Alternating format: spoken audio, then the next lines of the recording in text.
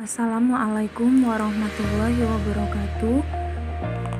Nama saya Weni Merosa, NIM PO 7131190080, kelas 2B, Program Studi Diploma 3 Gizi Poltekkes Kemenkes Palembang. Nah, pada pembahasan kali ini kita akan membahas tentang teknik isolasi mikroba. Mikroba pada suatu lingkungan merupakan populasi campuran dari berbagai jenis mikroba. Pemisahan mikroba itu diperlukan untuk mengetahui morfologi dan karakteristik dari mikroba tersebut. Nah, apa sih isolasi itu? Isolasi adalah cara untuk memisahkan atau memindahkan mikroba tertentu dari lingkungannya sehingga diperoleh kultur murni atau biakan murni. Saat melakukan isolasi, semua alat dan bahan harus berada dalam kondisi yang steril. Kenapa? Karena hal ini untuk menghindari terjadinya kontaminasi terhadap mikroba tersebut. Dalam mengisolasi mikroba, hal penting yang harus diperhatikan yaitu jenis media yang digunakan. Nah, apa sih media itu? Media adalah suatu bahan yang terdiri dari berbagai nutrisi yang diperlukan mikroba untuk menunjang pertumbuhannya. Nah, jenis-jenis pertumbuhan mikroba ada banyak loh.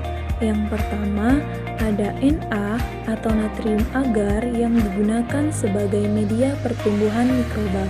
Yang kedua, ada Nb atau natrium brot yang digunakan sebagai media pertumbuhan bakteri. Yang ketiga, ada PDA atau potato dextrose agar yang digunakan sebagai media pertumbuhan kamir atau jamur. Dan yang terakhir ada TEA atau tauge ekstrak agar yang digunakan sebagai media pertumbuhan kamir dan kapang. Dalam isolasi mikroba ada 3. Yang pertama, pengenceran bertingkat. Yang kedua, inokulasi mikroba. Dan yang terakhir, isolasi mikroba. Pada pengenceran bertingkat bertujuan untuk memperkecil atau mengurangi jumlah mikroba yang tersuspensi dalam cairan. Adapun cara-caranya yaitu yang pertama, tabung reaksi disiapkan beberapa buah lalu diisi dengan larutan fisiologis masing-masing sebanyak 9 ml. Tabung pertama dimasukkan substrak sampel sebanyak 1 ml, lalu dihomogenkan dengan menggunakan vortex, ditutup dengan kapas steril dengan aluminium foil. Tabung kedua dimasukkan larutan pada pengenceran pertama sebanyak 1 ml, lalu dihomogenkan kembali menggunakan vortex. Pada pengenceran tabung ketiga hingga tabung terakhir dilakukan sama seperti pengenceran sebelumnya. 2. Inokulasi mikroba.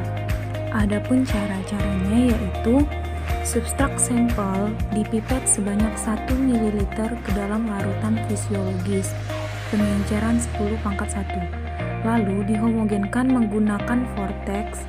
Selanjutnya dihomogenkan lagi hingga 10 pangkat sekian yang kita inginkan. 3. Proses isolasi mikroba. Pertama-tama, media dituangkan ke dalam tabung reaksi, selanjutnya dilakukan penggoresan koloni mikroba. Dari media yang ditumbuhi mikroba, lalu dilakukan penggoresan terakhir diinkubasi pada inkubator. Isolasi mikroba tentunya telah menginokulasi mikroba dari kultur alami. Metode inokulasi mikroba ada 2, yaitu spread plate dan pour plate. Spread plate adalah teknik isolasi mikroba dengan cara menginokulasi kultur mikroba secara sebaran di permukaan media agar. yang telah padat. Yang kedua, pour plate adalah teknik inokulasi dengan mencampurkan media agar yang masih cair dengan kultur bakteri dengan menuangkannya ke dalam permukaan agar. Contoh hasil inokulasi mikroba dapat dilihat pada gambar berikut. Mikroba yang tumbuh dapat berbentuk bulat, berwarna putih kekuningan, dan permukaan yang mengkilap. Untuk mengetahui karakteristik mikroba yang tumbuh, dapat melakukan proses isolasi mikroba. Isolasi mikroba dapat dilakukan dengan metode strip plate. Apa itu strip plate? Metode mengisolasi mikroba pada cawan sehingga didapatkan koloni terpisah dan merupakan biakan yang teknik strip plate ada 4, yaitu 1. Sinabung atau koloni bakteri digoreskan secara kontinu sampai setengah permukaan agar. 2. Goresan radian, goresan dari bagian pinggir cawan sampai dibuat goresan terputus di atas goresan. Yang ketiga, goresan T. Cawan dibagi menjadi 3 bagian menggunakan spidol dan daerah tersebut diinokulasi dengan strik zigzag. Yang keempat, goresan kuadran. Hampir sama dengan goresan T, namun berpola goresan yang berbeda yaitu dibagi 4. Daerah 1, goresan awal sehingga mengandung banyak sel mikroorganisme.